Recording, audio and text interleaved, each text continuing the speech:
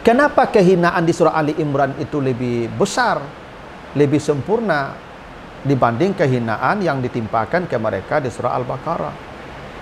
Karena mereka membunuh Nabi di surah Ali Imran lebih banyak. Mereka membunuh Nabi di surah Ali Imran itu lebih banyak karena Anbiya yang mereka bunuh. Di Al-Baqarah mereka membunuh nabinya sedikit. Itu kesalahan iya, tapi jumlah nabi yang dibunuh lebih sedikit, maka an-nabiyyin. Maka dari sini kita pahami, semakin besar bobot kesalahan, semakin sempurna kehinaan yang akan ditimpakan Allah kepada seseorang. Ya, semakin besar bobot kesalahannya, maka semakin sempurna pula kehinaan yang akan ditimpakan kepada mereka. Mengurai rahasia Al-Quran melalui makna dan mabna.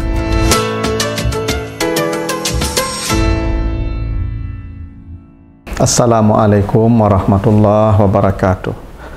Alhamdulillahi rabbil alamin. Assalatu wassalamu ala asrafil anbiya'i wal mursalin wa ala alihi wa ashabihi ajmain.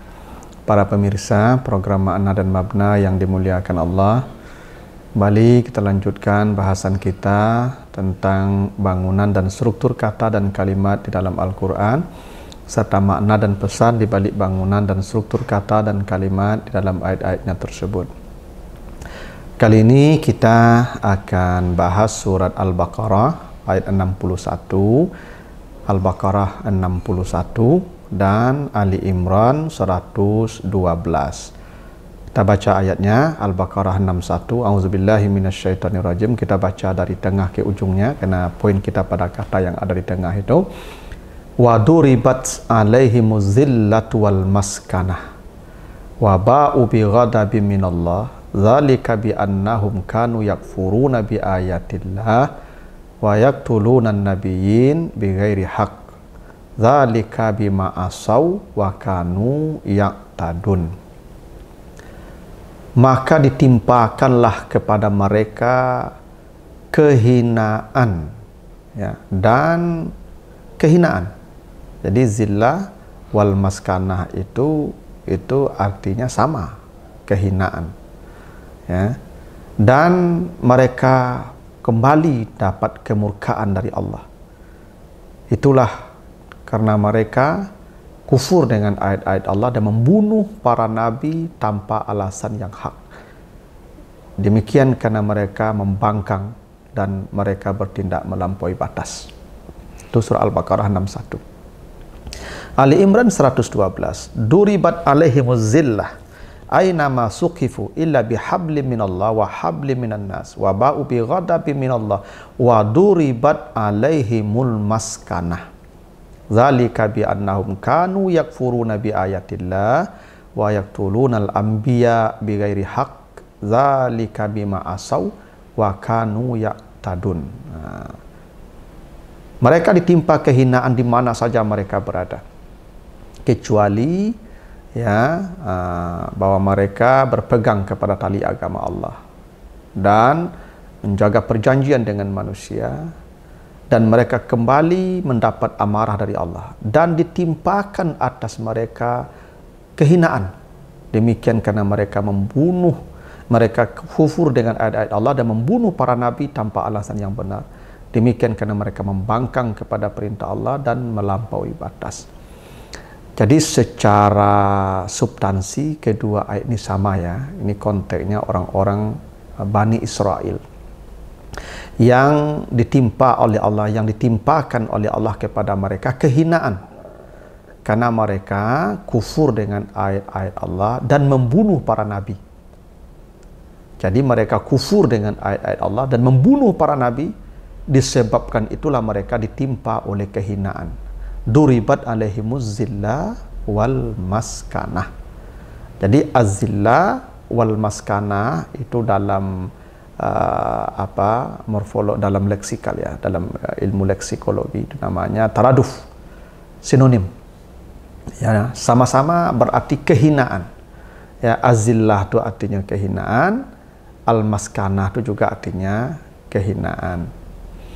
Tapi bedanya di surat Al-Baqarah itu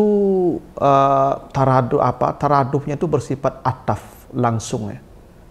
Duribat alaihimuz zillatu wal maskanah. Jadi atafnya langsung, azillah wal maskanah. Jadi itu langsung dua kata itu diatafkan. Sementara di Ali Imran itu taradufnya dipisah dengan dua kalimat. Duribat alaihimuz zillah, lalu diulang lagi. Wa duribat alaihimul maskanah. Yang tadi ataf ya. Duribat alaihimuz zillatu wal maskanatu, ataf namanya. Az-zillah wal maskanah, kehinaan. Tapi dua kehinaan itu digabungkan, ataf namanya. Di Ali Imran itu kehinaan yang dua tadi dipisah dan menjadi dua kalimat yang berbeda. Duribat alaihimuz zillah wa duribat alaihimul maskanah. Nah, kenapa begitu? Ya, ada satu kaidah ya. Taraduf itu, taraduf sinonim, jika diungkapkan dalam pola ataf yang sifat langsung, itu tujuannya taukid maknawi namanya. Taukid maknawi itu ya stressing dalam makna. Misalnya gini, asbaha Muhammadun mudarrisan mualliman. Ya tak? Ya, asbaha Muhammadun mudarrisan wa mualliman. Begitu. Maka ketika diulang itu taraduf dengan bentuk ataf, ya asbaha Muhammadun mudarrisan wa mualliman. Jadi mudarrisan wa mualliman itu ya sama guru artinya. Muhammad menjadi guru ya. Maka ya itu taukid biasa, taukid maknawi ya. Mudarrisan wa mualliman itu ya memang Muhammad itu guru, kira-kira begitu. Memang Muhammad itu guru. Taukid pakai memang Muhammad itu guru. Ya, kalau dikatakan Muhammad guru, mungkin orang memang dia guru, kira-kira gitulah. Kalau diartikannya, ya kalau diartikan itu dengan bentuk ataf. Tapi kalau dia dipisah, itu dalam kaidah semantik itu namanya at-taukid al-ma'nawi at-tam. Itu stressing makna yang sempurna. Jadi ya, kalau dia dipisah, dijadikan dua kalimat. Misalnya begini, asbaha Muhammadun mudarrisan wa asbaha mualliman. Dipisah ya. Asbaha Muhammadun mudarrisan wa asbaha mualliman. Kalau dipisah, maka itu artinya Muhammad benar-benar guru dan guru yang sempurna. Kira-kira begitulah. Jadi kalau taraduf itu ataf langsung, itu taukid maknawinya biasa. Tapi kalau dia dijadikan dua kalimat yang berbeda, maka taraduf itu menunjukkan ya taukid yang tam, sempurna. Nah, tadi duribat alaihimuz zillah wal maskanah di Al-Baqarah, ataf langsung. Ali Imran duribat alaihimuz zillah wa duribat alaihimul maskanah. Maka demikian dipahami bahwa kehinaan di surat Ali Imran yang menimpa Bani Israel jauh lebih sempurna dari kehinaan yang menimpa mereka di surah Al-Baqarah. Saya ulangi.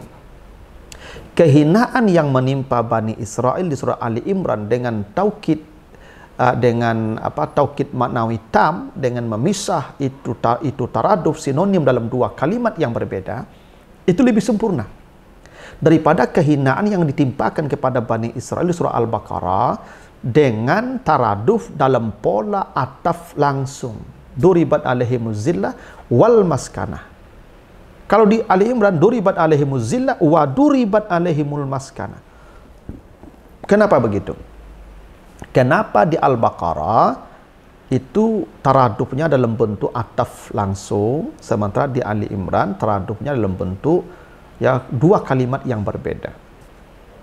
Yang kesimpulannya, kehinaan yang ditimpakan ke Bani Israel di surah Ali Imran lebih sempurna daripada kehinaan ditimpakan kepada mereka di Al-Baqarah 61. Kenapa?